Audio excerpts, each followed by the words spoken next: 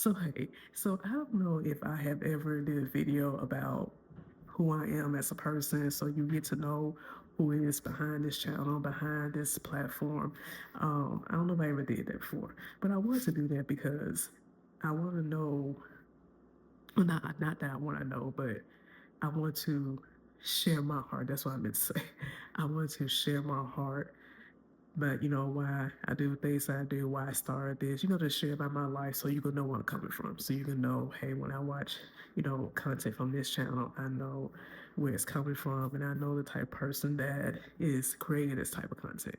Until I get to that point, well, it's still gonna be the same purpose, but until I get to that point where I can actually invite others on platforms, we can make even more content. But for me, I just wanted to just create like this space for just to have like good conversations, but also to be an example to really show what I'm doing in my life so others can be encouraged and not feel like that just because you made a mistake in life or just because you may not have this big support group that you can't do anything, or maybe because of certain things you experience in life you feel like that you just held back. And it's not true at all, because when you learn to take time to look at what you have, you can really just grow, just grow in your life because you're using what you have. And I just get to start my testimony. So, yes, I grew up in a church and I know about the Bible, know about God, Jesus, Holy Spirit, Church of God Christ. So, of course, I have just a good foundation in the Word. I have a great foundation, but it has not always been like that in my life.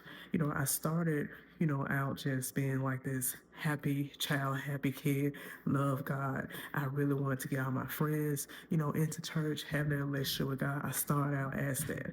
But approaching like my teenage years, being that teenage girl, going through that stage, it starts to get a lot harder for me.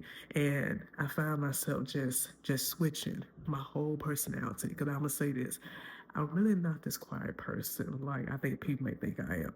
I do like to talk, I like to conversate. I like to have fun. I am more bold in how I do things.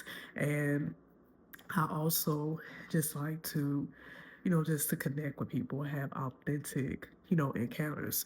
And I thought that just having, that personality, just being different, I thought there would be an issue when I got to junior high, which we now call middle school. I thought it was gonna be an issue because I thought people will start to pick on me because of that. And it still ended up happening anyway.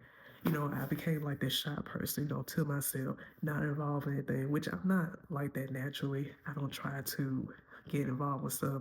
I try to, keep it in my own peace, peaceful boundaries.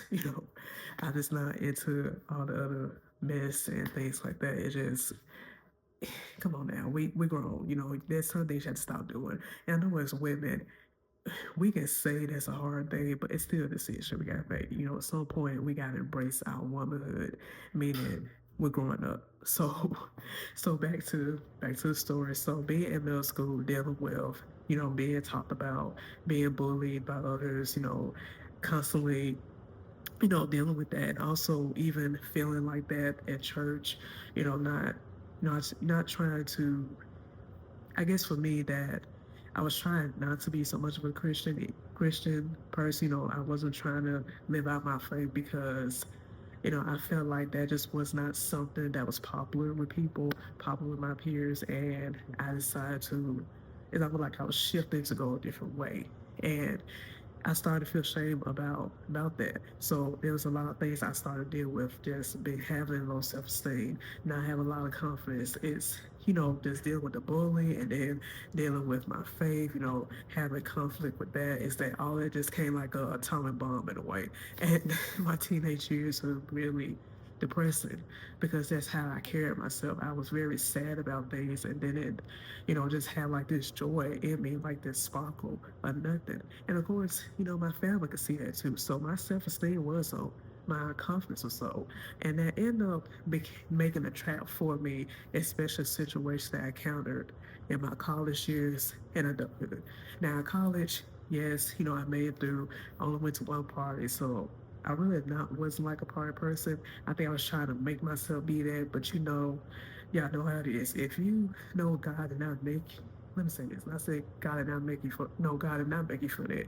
Let me move back. Everything just is not for,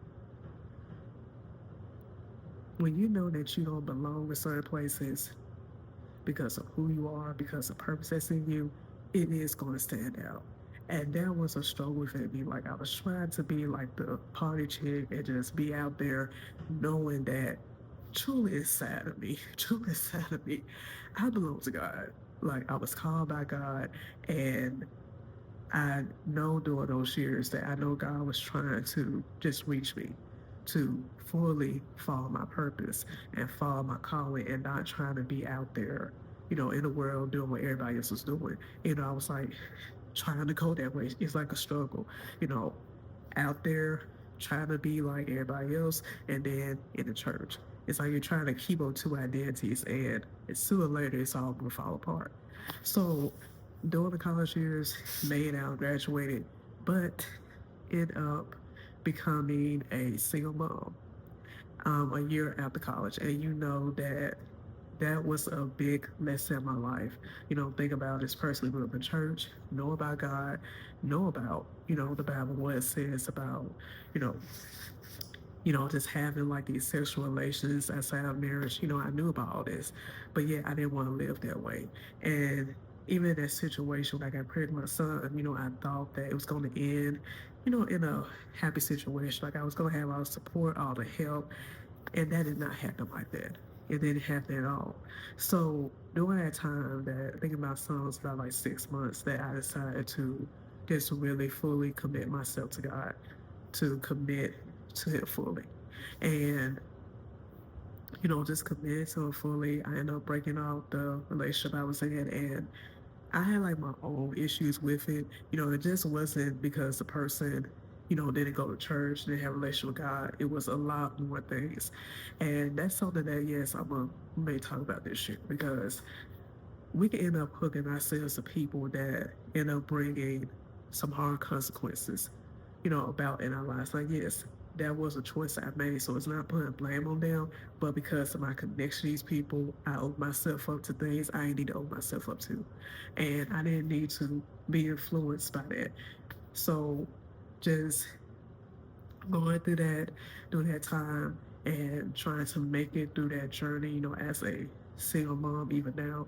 My son is 12 now, so I made it through, trying to get started, with teenage years. But I do thank God for that journey of my life because it really did put a fire in me to keep going, to not stop, to be unstoppable in things and not allow the stereotypes to get to me about who I supposed to be because of that choice, because of a mistake that happened in my life. And I want to say, I guess I'm gonna call all these. I know we say mistakes, but these are choices that we make. It's a bad decision I made. I see that because my son is definitely not a mistake.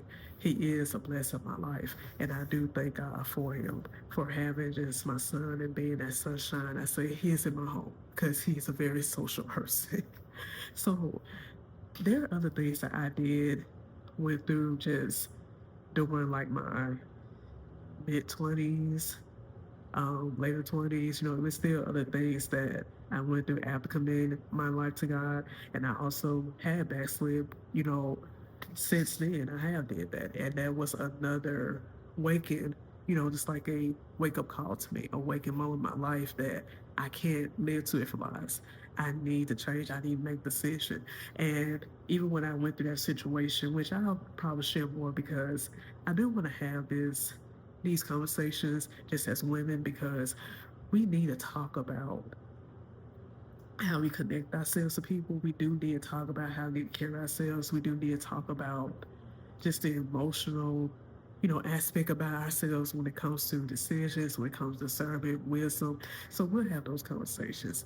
But I know during that time when I did backslide and just in that season of my life is that I had to come to that point that I did not want to live two different lives. Now, yes, I know people who do things in church that, yes, they try to say, try to show one picture like they are this believer of Christ and doing something else behind the scenes. But just because they're doing it doesn't mean I need to do it. So that's what I'm trying to